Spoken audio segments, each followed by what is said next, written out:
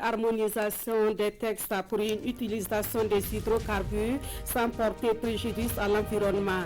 C'est le principal sujet au cœur de la réunion des ministres de l'énergie et ceux de l'environnement de l'espace CEDEAO.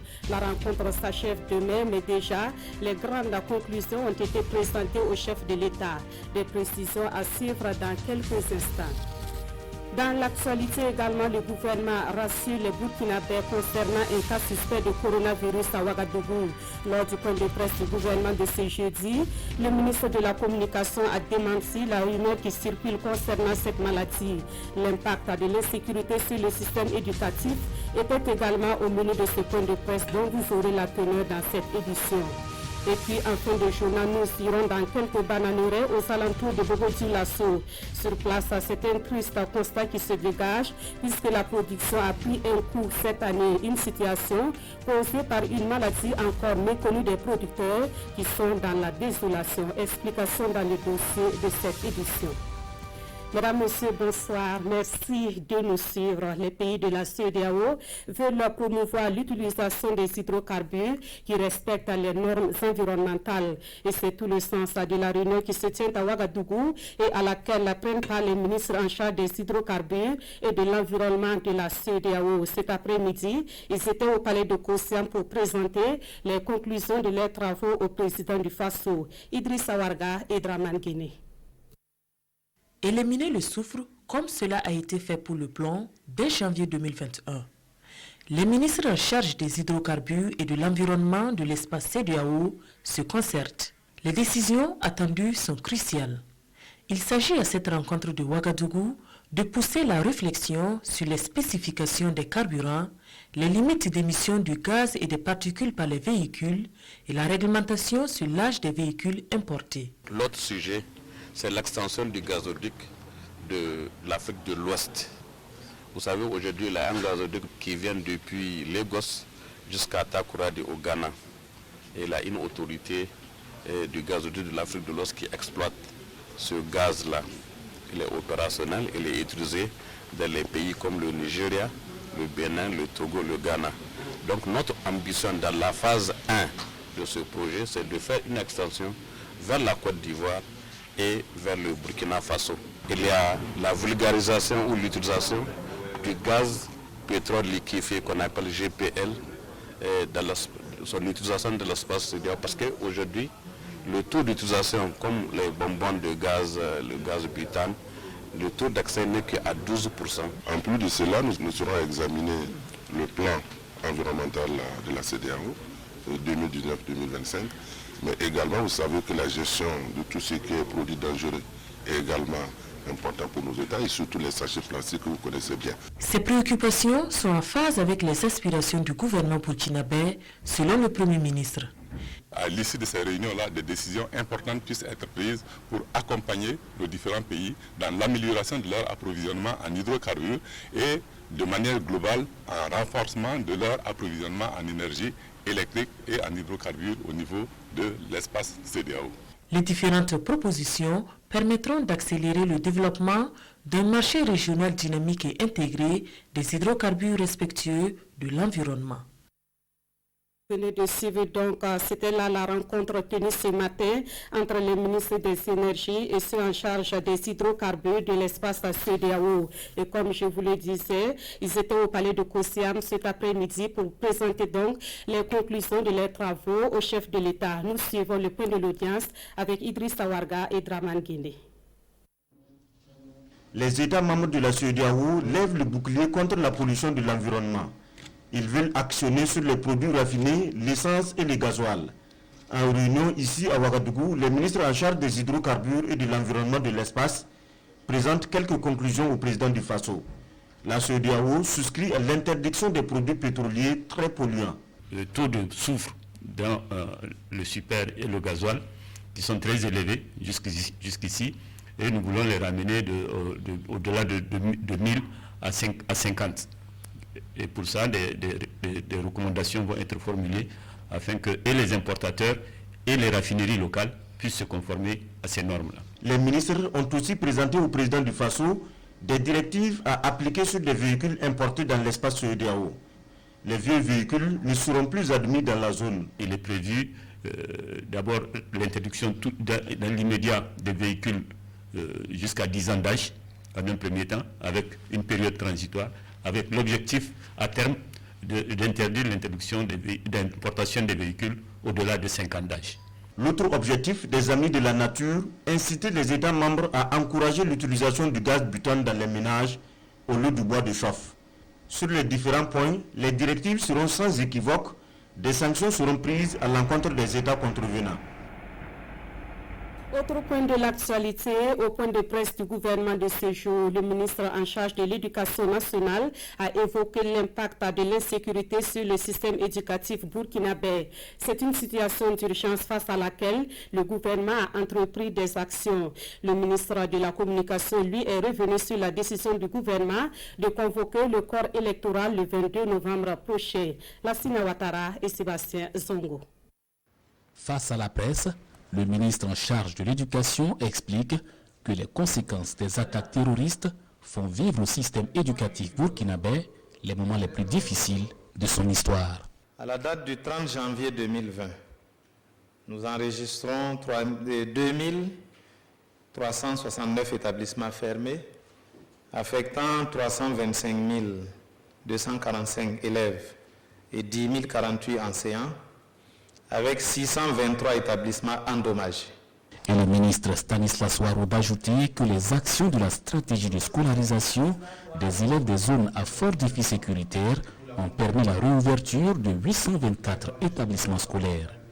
Et d'autres actions sont en cours avec le conseil du cabinet extraordinaire sur l'éducation en situation d'urgence des 23 et 24 janvier dernier qui recommande par exemple l'organisation d'une collecte de fonds auprès des acteurs de l'éducation pour soutenir les forces de défense et de sécurité, les familles des victimes et les personnes déplacées. Nous avons des écoles qui sont en jumelage avec certaines écoles en Europe et dans d'autres pays donc de l'Occident. Et ces écoles du Burkina bénéficient de ressources de ces écoles-là, mais les ressources dont ils bénéficient sont des ressources collectées auprès des élèves de ces écoles qui souvent se privent de goûter, souvent se cassent leur tirelire pour pouvoir cotiser, pour venir aider les écoles dans notre pays. Et nous sommes dans une situation de ce genre-là. Pourquoi ne pas le faire et travailler à relancer cette éducation à la solidarité et cette éducation à la citoyenneté, à l'appartenance. Autre point abordé à cette rencontre, la décision du gouvernement de convoquer le corps électoral le 22 novembre prochain pour l'élection du président du Faso dans un contexte de défi sécuritaire. J'ai dit qu'il était important que nous n'ajoutons pas une crise institutionnelle à la question sécuritaire que nous connaissons. Et il est de l'obligation du gouvernement de tenir ces élections. C'est des engagements. Et de faire de telle sorte que tous les Burkinabés, où qu'ils soient sur le territoire national, puissent y participer. Cela s'entend donc par une amélioration certainement de la prise en compte notamment des personnes déplacées dans les élections, mais cela s'entend également par une amélioration de la sécurité sur le territoire pour que ces déplacés, la majorité, puissent retrouver le cadre de vie où ils étaient pour participer à ces élections. Je pense que c'est très important. Donc sur cette question de polémique, je pense qu'aujourd'hui nous sommes dans une situation où le gouvernement essaie de réduire le plus les frais. Et le ministre de la Communication d'ajouter que sur la question du référendum sur la Constitution, le président du Faso avisera et décidera. Et comme je vous le disais à ce point de presse, le gouvernement a démenti la rumeur sur un cas suspect de coronavirus à Ouagadougou. Assurance donnée par le ministre de la Communication qui s'exprime au micro de Lassina Ouattara et Sébastien Zongo. S'il y a un cas qui est suspect, ils vont communiquer là-dessus. Vous avez des sources certainement bien introduites. Et il faut faire donc attention à ne pas relayer des informations qui peuvent être des éléments de panique dans la population, alors que pour l'instant, ceux qui sont en charge de la question, il y a des réunions qui sont tenues, et à ce titre-là même le service d'information du gouvernement y participe, entre l'OMS et le ministère de la Santé, pour faire des évaluations, et à un moment opportun, s'il y a nécessité de faire un message, ils le feront. Je pense que, comme a dit Madame le ministre dès le départ, il faut que nous soyons très prudents. Les bonnes pratiques sont à prendre, il y a des bons réflexes à mettre en œuvre, mais de notre part, nous, en tant que médias, ce n'est pas une course à la sensation, c'est une course à l'information. On l'évoquait un peu plus haut, le gouvernement a retenu la date du 22 novembre prochain pour les élections présidentielles et législatives. Au lendemain de cette annonce, les acteurs du processus électoral se concertent. Ce matin, à Ouagadougou, ils ont échangé sur le calendrier électoral avant de revenir sur les principales innovations du code électoral et la question du quota genre. Urbain Benito Soumé, Estelle Judith Astogba. Dès l'annonce de la date des élections présidentielles et législatives de 2020, les choses se précisent pour les acteurs du processus électoral. Plus de temps de répit pour eux. Dès ce matin, ils se sont réunis pour échanger sur un certain nombre de points qui entrent dans le cadre de la préparation des prochaines élections. Nous avons fait le point de notre session passée où il y a des tâches qui ont été définies pour chaque structure pour voir comment ça s'est passé. Nous leur avons donné l'information de l'adoption donc des lois portant révision à minima du code électoral et également la loi portant quota genre. Nous avons également fait examiner le projet de calendrier électoral qui va prendre en compte depuis la date, donc la fixation de la date des élections jusqu'à la proclamation des résultats, un calendrier national où tous les acteurs s'y retrouvent. À cette session d'échange, il est également question de présenter les principales innovations du code électoral et du quota genre à ces acteurs. L'une des innovations majeures et capitales, il n'existe plus dans notre code électoral une disposition qui élit les sénateurs. Le deuxième point, c'est le fait que les Burkinabés de l'extérieur peuvent voter à l'intérieur des ambassades et des consulats et en dehors, mais ça c'est une modalité qui doit être discutée avec le pays hôte. Il y a le fait également que avant la proclamation des résultats, la CENI devrait proclamer les résultats commune par commune avant la proclamation globale des résultats, ça c'est important. L'élection présidentielle, c'est dans 10 mois et il faut faire face à des difficultés comme la mobilisation des ressources, la situation sécuritaire et celle des déplacés. Le budget prévisionnel pour les différentes élections présidentielles, législatives et municipales s'élève à 109 milliards de francs CFA. Autre point de l'actualité et direction Bobo-Dioulasso où l'avenue de l'insurrection populaire devra connaître un nouveau visage dans 8 mois.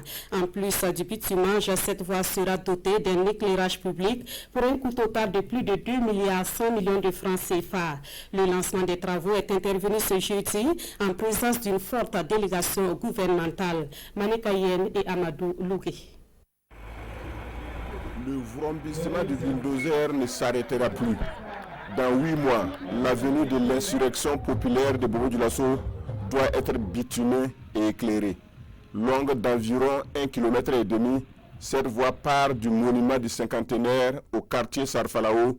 Sa réhabilitation est une bonne nouvelle pour la commune de Bobo-Dioulasso. On a fait un appel et le gouvernement a promis moins de 2-3 ans, voilà que nous sommes en train de lancer les travaux. C'est vraiment dit merci encore au gouvernement pour cet engagement pris et l'engagement en train de se concrétiser. En plus de cette voie, il y a des bretelles qui sont prévues. Vous avez la voie qui va sur le serment de Bafra. C'est prévu, nous sommes beaucoup en échange avec le ministère des Infrastructures. Je pense qu'à ce niveau, le processus est suffisamment avancé. Le bitumage de cette avenue est un engagement pris par l'exécutif qui entend moderniser progressivement le réseau routier dans les principales villes du Burkina Faso. Ce projet rentre dans le cadre des engagements forts du président Roch-Marc Christian Kaboré lors de la campagne de 2015. Il a pris l'engagement de faire de nos grandes villes, des villes du Burkina, des pôles de développement économique et social, des pôles de croissance. Le coût de réalisation de cette voie s'élève à plus de 2 milliards de francs CFA, un financement entièrement supporté par le budget de l'État et la Banque ouest-africaine de développement, la BOAD. Les usagers et les riverains n'attendaient que cette bonne nouvelle. Naturellement, le démarrage des travaux se présente comme un début de soulagement pour eux. Mais à côté de cela, ils émettent le souhait de voir une infrastructure routière de qualité. Écoutons quelques réactions recueillies par Kassoumi Logo et Karim Sissi. Ils étaient nombreux ceux qui avaient fini par perdre l'espoir de voir un jour le bitumage de l'avenue de l'insurrection de Bobo-Dioulasso. Une déception due aux multiples reports. Mais aujourd'hui, cette déception a laissé place à l'espoir, surtout avec le lancement des travaux de bitumage. Un lancement accueilli avec beaucoup d'enthousiasme, tant cette voie causait d'énormes ennuis aux riverains et autres usagers de la route. Ça vaut quelques années même. Ils nous ont flattés, viens, mesure la voie là que non, ils vont réparer. Mais dans ces 2 jours-là, je sens que non, on est content, sinon il y a trop de trous. Surtout pendant la saison des pluies, tant que la pluie ne cesse pas là, ceux-là qui sont en haut ne peuvent pas rentrer. Vous voyez? Alors donc, pendant la saison cesse aussi, il y a des nids de poules. Nous, les vendeuses de nourriture, on souffrait beaucoup du fait de la poussière. Et à cause de la poussière, notre commerce ne marchait même pas bien. Pour les populations, cette joie serait encore grande si certains aspects sont pris en compte. Pour ce faire, elle souhaiterait que certaines commodités puissent être réalisées.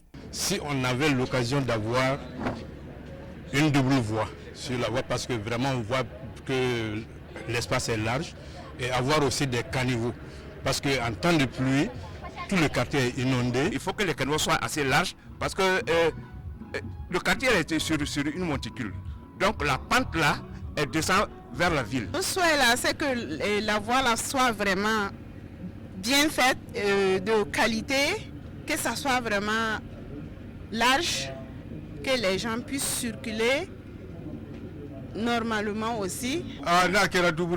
Si c'est fait en double voie, ça sera formidable. Comme nous avons des enfants et que la voie est beaucoup empruntée, ça va sécuriser la population. 8 mois, c'est le délai d'exécution des travaux de bitumage de l'avenue de l'insurrection. Les riverains et usagers espèrent que ce délai sera respecté afin que leur calvaire soit dans les oubliettes. Ici à Ouagadougou, le comité de l'appel de Manéga présente sa feuille de route à la presse. Ce document est présenté comme un rempart pour la préservation de la cohésion sociale et du vivre ensemble. Un accent particulier est mis sur la nécessité pour les acteurs de l'insurrection populaire de 2014 d'œuvrer en faveur du dialogue national. Plus de précisions avec Lassina Ouattara et Sekou Zongo. C'est un rendez-vous avec les femmes et hommes de médias qui présentent une feuille de route pour la paix et la cohésion sociale au Burkina Faso. L'heure est grave selon les initiateurs de l'appel dit de Manéga et cette feuille de route se présente comme les rails sur lesquels le train de l'unité nationale et du vivre ensemble devrait rouler. Nous ne pouvons que nous réjouir que le Conseil, le panel des sages ait choisi de tirer profit de la culture, de la tradition de l'Afrique, à travers ses valeurs séculaires de dialogue, de paix, de conciliation et de cohésion. C'est aussi les contritions et c'est aussi les questions de réparation pour les victimes. C'est aussi le forum qu'on demande, donc le dialogue entre les Burkinabés, direct inter-Burkinabé et le forum, pour nous constitue la colonne vertébrale donc, de cette feuille de route-là. Les contritions évoquées dans la feuille de route selon les conférenciers consistent entre autres à des excuses publiques des acteurs de l'insurrection et du coup d'État du 16 septembre 2015. La feuille de route de l'appel de Manéga est ainsi présentée. Le comité de l'appel de Manéga prévoit de rencontrer ensuite tous les acteurs de la vie politique nationale. Et selon les conférenciers, cette feuille de route doit être mise en œuvre avant les élections présidentielles et législatives de 2020. La cohésion sociale et le vivre ensemble au sein des communautés, c'est ce que prône également l'ONG Interpiste qui lance ses activités au niveau du Burkina Faso. Dans les prochains jours, l'ONG sera sur le terrain pour identifier les problèmes qui minent la paix et le vivre ensemble avant d'y apporter des réponses. On en sait plus avec Roger Kam et Zoubavier David Adabiri. La paix ne s'impose pas de l'extérieur, elle se construit au sein des communautés. La maxime est de l'ONG Interpeace qui fait du dialogue social son cheval de bataille. Elle veut porter sa pierre à l'apaisement du climat social et la promotion de la cohésion intercommunautaire en renforçant les capacités des leaders locaux et des acteurs du développement. Il s'agit de les aider à surmonter les divisions profondes par le dialogue et à traiter les conflits de manière non violente. La formule séduit les acteurs. Toute initiative visant la cohésion est la bienvenue. La paix était une chose que nous disposions de façon gratuite chez nous et que nous n'avons pas pu bien exploiter. Aujourd'hui, c'est à coût de milliards que nous payons pour parler de paix et de cohésion, alors que nous le faisions gratuitement avant. Interpeace ne fait rien d'autre que faciliter un processus de dialogue national à travers une équipe de chercheurs qui, à travers des groupes de dialogue, des entretiens individuels avec toutes les catégories de la société burkinabé, essaye de rapporter les recommandations au niveau politique. Le projet Consolidation de la paix de Interpeace se déploie dans les 13 régions du Burkina Faso et doit durer une année. Les résultats des différentes concertations seront soumis à réflexion aux autorités. Ils pourront susciter des prises de décision. Cette méthode est vraiment originale en ce sens qu'elle vient du tréfonds du Burkina Faso. Et nous ne pouvons que saluer cette initiative. Nous attendons sérieusement les conclusions de cette action pour mettre en œuvre au Burkina Faso pour qu'il y ait une paix durable. Ce projet est soutenu par le Royaume des Pays-Bas avec une enveloppe financière de plus de 300 millions de francs CFA. Interpeace intervient dans plusieurs pays de la sous-région, tous confrontés à des problèmes intercommunautaires. Dans l'actualité également, le ministère en charge de la femme se prépare à la commémoration de la journée du 8 mars. Au Burkina Faso, cette journée sera marquée entre autres par le Forum national des femmes. En ce qui concerne le thème, il sera choisi en tenant compte de la situation sécuritaire dont l'une des conséquences est le nombre important de déplacés internes. La conférence de presse s'est tenue hier à Dori. Ibrahim Kagone et Lazare Sanou. Cette conférence de presse a pour but d'informer les hommes et femmes des médias sur les activités commémoratives de la Journée internationale de la femme et le Forum national des femmes. La résilience des femmes dans ce contexte de crise sécuritaire préoccupe à plus d'un titre le ministère de tutelle. De façon spécifique, il s'agira de intensifier les stratégies à même de renforcer les capacités de résilience des femmes face à la crise sécuritaire, sensibiliser les populations sur l'impact différencié de l'insécurité sur les femmes et les hommes, faire le bilan de la mise en œuvre des engagements pris par son Excellence le chef de l'État lors du 5e Forum national des femmes, présenter les préoccupations des femmes des régions à son Excellence le président du Faso. L'innovation cette année, à cette commémoration, c'est un format dit élite. Ce ne sera pas un format où, le plus souvent, on demande la grande mobilisation. Nous voulons par là aussi demander aux femmes qui travaillent de venir parler. Parce que le plus souvent, on fait des formats, les gens se rencontrent, mais il n'y a rien, il n'y a pas de substance qui en sort. La question des déplacés internes a été abordée à cette conférence de presse. Selon la ministre, le gouvernement va tout mettre en œuvre pour répondre aux préoccupations des déplacés. Mieux, les solutions à long terme doivent être trouvées car le vœu de toutes ces populations, c'est de gagner leur village d'origine.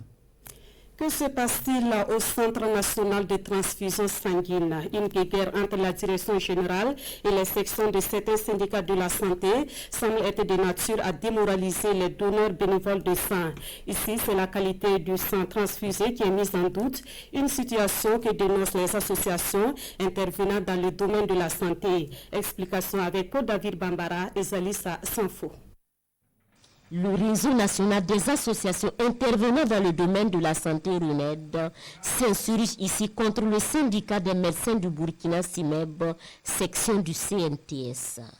Le RUNED accuse cette section du syndicat des médecins de mener une campagne de désinformation suite à une lettre ouverte à la directrice générale du CNTS et à des sorties médiatiques mettant en doute la qualité du sang transfusé aux malades dans les zones de Waïguia, Kaya, Dédougou et Gawa. Jusqu'à peu du contraire, au Burkina Faso, défie quiconque le sang transfusé est de temps de qualité. Certes, il faut noter que en matière de transfusion sanguine, le risque zéro n'existe pas. À remettre en cause la qualité du sang collecté sur la base du volontariat, sans pour autant apporter des preuves scientifiques irréfutables, c'est faire preuve de légèreté. Pour le réseau, cette guéguerre n'est plus ni moins qu'un problème d'acceptation de la nouvelle directrice générale du CNTS et invite cette section du CIMED à savoir raison garder et à privilégier l'intérêt supérieur du malade. En voulant peindre le tableau de la directrice générale du CNTS tout en noir, la section CIMED du CNTS a jeté un discrédit sur le système de santé burkinabé. C'est pourquoi le RENED, soucieuse de la promotion du don de sang bénévole, proteste contre cette façon de faire. Dans ces zones où la qualité du sang transfusé est mise en doute, c'est le processus du test rapide qui est utilisé. Un système qui, selon le RENED, a été déjà certifié par les mêmes médecins auparavant comme étant fiable. Un mot sur les activités des partis politiques dans ce journal. Le bilan de 4 ans de pouvoir de Roch-Marc Christian Kaboré au menu de la conférence organisée par le Mouvement pour le Peuple et le Progrès dans les Palais. La dite conférence s'est tenue dimanche dernier à Boromo. Occasion pour les militants et la délégation du bureau politique national du MPP de peaufiner les stratégies pour la victoire de leur parti aux prochaines élections. Yves Rwamba et Hélène Sebego. Faire le point des structures du mouvement du peuple pour le progrès dans la province des Balais, c'est tout le sens de cette rencontre statutaire du parti au pouvoir. À en croire les conférenciers du jour, les réalisations dans le cadre du programme quinquennal du chef de l'État sont visibles dans la province. Les réalisations donc, du programme du camarade président, nous avions donc aujourd'hui les écoles que nous avions eu donc à construire, c'est quelque chose qu'on peut constater. Nous avions des CSPS qui ont été donc construits, ça aussi on peut donc le constater. Au niveau des balais aujourd'hui, on peut dire qu'il n'y a plus d'école sous paillotte. Donc c'est déjà une réalité et une bonne chose que nous avions notée. Cette conférence provinciale est aussi l'occasion de décliner les stratégies pour la conquête du pouvoir aux prochaines élections. Quand on va à des élections, il y a des stratégies. Et nous allons aborder nos stratégies. Nous voulons que tous les membres, toutes les structures qui sont là, soient en ordre de bataille pour les élections de 2020. Et pour une victoire certaine du Parti du Soleil Levant aux prochaines élections, la section des Balais se mobilise. Les sous-sections et les comités de base sont déjà à pied d'œuvre, selon les responsables provinciaux du MPP. On en vient au dossier de ce journal. Cette année, la production de la banane a connu une baisse considérable dans certaines localités aux alentours de Bobo-Dioulasso. Cette baisse est due à une maladie jusque-là méconnue des producteurs. Un tour dans les bananeraies et le constat est amer et c'est bien sûr la désolation chez les producteurs. Nous voyons cela avec Martin Zerbo et Karim Sissi. Ruine et désolation. C'est le triste visage que présente cette plantation que nous fait découvrir le maître de lieu, ici à Banakele-Daga, à quelques encablures de Bobo-Dioulasso. Une maladie serait la cause des dégâts, réduisant à néant les efforts de ce producteur. Cette année-là, je ne sais pas comment je vais faire. Moi, je vais faire tout comme ça. Les régimes qui sont gâtés comme ça. Rien. Ibrahim Sanou est loin d'être la seule victime. Ils sont nombreux, les producteurs de bananes de cette partie du Burkina, qui ont vu leurs champs dévastés. Depuis que je suis dans ce travail, c'est la première fois que j'enregistre de telles pertes. Cette année, c'est presque à maturité que la maladie a frappé. Cette maladie, les producteurs disent ignorer pour l'instant les causes. Ils constatent néanmoins qu'elle s'attaque d'abord aux feuilles, ensuite elle se propage à travers toute la plante et naturellement, les fruits ne sont pas à l'abri. Premièrement, les feuilles là deviennent jaunes. Après maintenant, ça descend dans le régime maintenant. Donc, par exemple comme ça là, c'est fini comme ça. Tout est gâté comme ça. Les conséquences de cette maladie varient d'une exploitation à une autre.